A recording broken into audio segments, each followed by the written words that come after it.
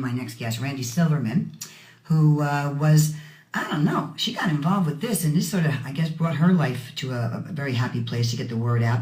Illness, the movie, is making the rounds of the film festival. So far, it's won 4 awards in various festivals, 1 for Best Short, 2 for Best Actress, 1 for Best Actor, and it seems that her son has played the lead in this, and Randi's got a real personal knowledge of the topic. Welcome, Randi Silverman, to my show, and congratulations. Hi, thank you, Debbie. Thank you so much for having me on your show. I really appreciate it. I know, and I'm actually very proud to have you. A lot of friends, a lot of family members, a lot of people I've known all through life.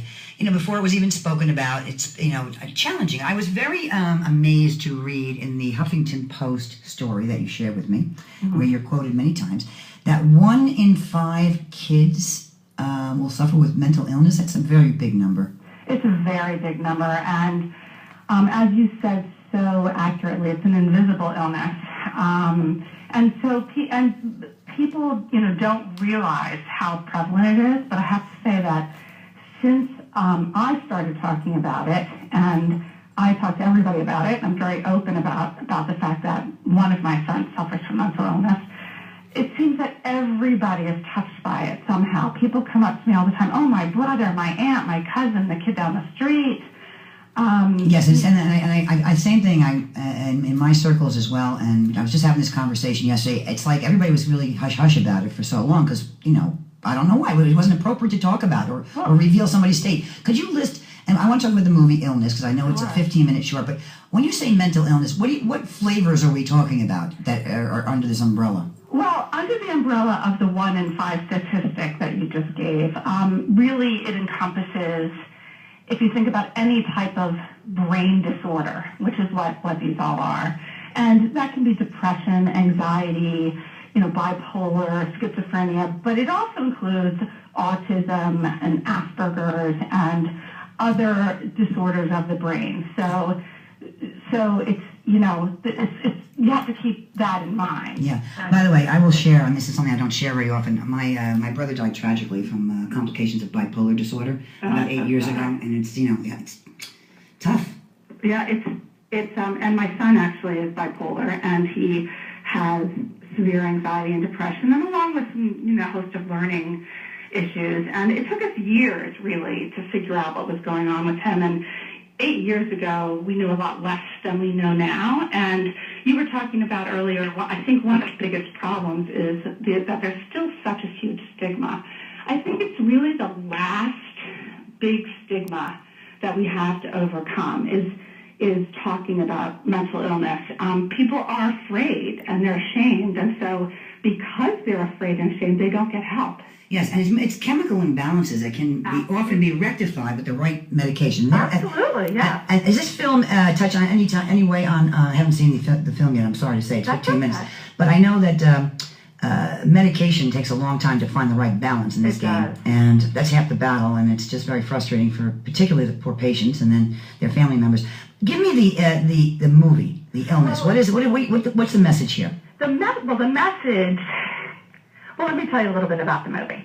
It's about a teenage boy who's 13 years old and his family. And it's about, there's only so much you can tell in 15 minutes. I have to say that Jonathan Bukhari, who is the writer and director of the film, did an excellent job of portraying the struggles of this child and his family members. And what you see in the film is just a snapshot of their life, of the son, you know, with his depression and anxiety and how it eats at him. And, you know, it shows a scene where he just loses control and because he doesn't have the ability to manage his impulses. And it shows the effect it has on his younger brother and how devastated his parents are and how they're trying so hard to find him help. And they've taken him to doctors, and he's been on medications, and nothing seems to work.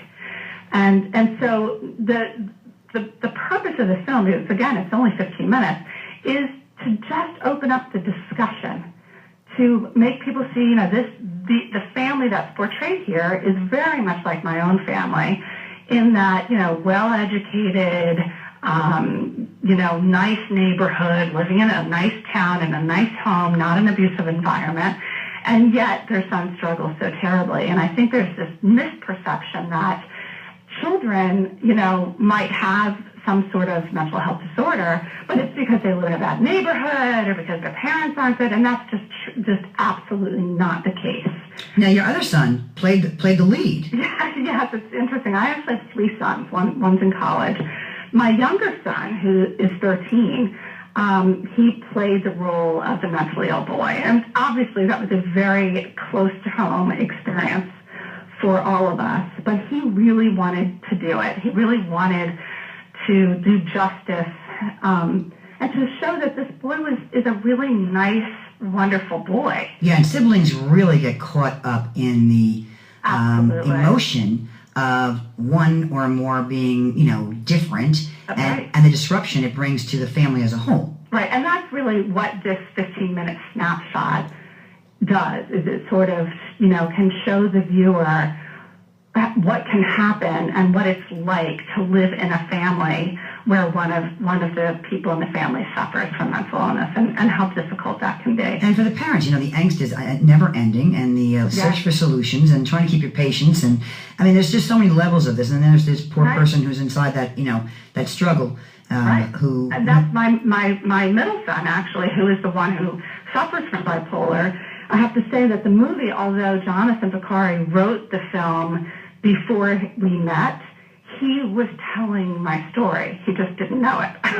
Well, it's so interesting. You're the associate producer, and I know you got involved with this because you were lending some insight. But at all these different film festivals, are people coming up to you and sharing that, yes, this has touched my life? Absolutely. Is that happening more often than you would expect? I'm not surprised by it because before I got involved in the making of the film, I've become, an advocate, and I do speaking, and I go out and I talk to people, and I co-founded a support group for other parents who are raising kids with anxiety, depression, and that was cool. Mood disorders. Yeah, in fact, that's been phenomenal. How do people get in touch with you? I think you could lend something to somebody listening right now. Oh, absolutely. My email address is Randi, R-A-N-D-I, Silv, S as in Sam, I-L-V, like Silverman, at AOL.com. So you have a support group for parents challenged with kids who have mental illness. It's a parent support group that we run, and we have had over 200 families throughout the tri-state area come to our group, not all at the same time, but at various intervals. Boy, I think more people will do it nowadays than they would years ago, just because we're talking about it, and it's cool. That's the whole it's okay. Point. It's okay. It's okay. Right. It's okay to talk about it. Yes. And I just, on a positive note, my son, who really struggled for a very long time, is doing incredibly well. I'm so happy to hear that. Such a wonderful, wonderful kid. He's very talented. He's a photographer. He's a filmmaker himself, and he actually ran second camera on the film. Unbelievable. And I only am bringing it up because it was public knowledge. You said that you, as a cancer survivor, and congratulations on that. Thank you. It was harder. It's easier to talk about being a cancer survivor than talking about mental illness, so much easier. I had breast cancer 2 years ago, and during the middle of my chemotherapy, I had 9 months of chemo, I was asked to speak at an MHA walk. That's the Mental Health Association walk. And I got up with my scarf, I didn't have any hair, and I said, and that same exact day was a breast cancer walk. And I said, people want to know why I'm not at the breast cancer walk. And what I say is, I remember when cancer was the C word. I remember when there's no way you would get up in front of a crowd with a scarf on your head and announce to everyone that you had cancer, because it was embarrassing, it was shameful, there was a stigma.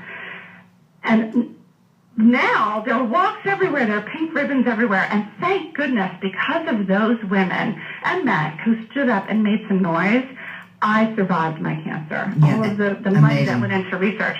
However, 200,000 women a year in the United States are diagnosed with breast cancer.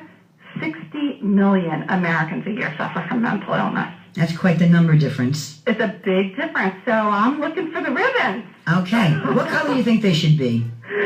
Well, there are actually ribbons that one of the organizations came up with, which is a green ribbon for every child matters, I think is what the green ribbon says. And that is through, I forget which organization, maybe family ties or... I'm just rooting for you to get the blue ribbon for this film, which I think, the fact that we're talking about it. Congratulations for your involvement. Thank you. I'm very excited about it. It's on top of it, it's a lot of fun. Yeah, you're doing something passionate. I put it up on the Facebook page for the radio show, and I put it on my own personal page, and it's called Illness, the Movie. And we're working on a feature, so hopefully we'll be able to tell an even longer, more powerful story. So we'd love to get as many likes on our Facebook page as possible. Thank you so much for sharing it with the audience. I appreciate it. You got it, Randy. Randy Silverman, thank you so much. This is a healthy discussion we just had about bringing mental illness out of the closet. We hope it helps somebody else out there listening.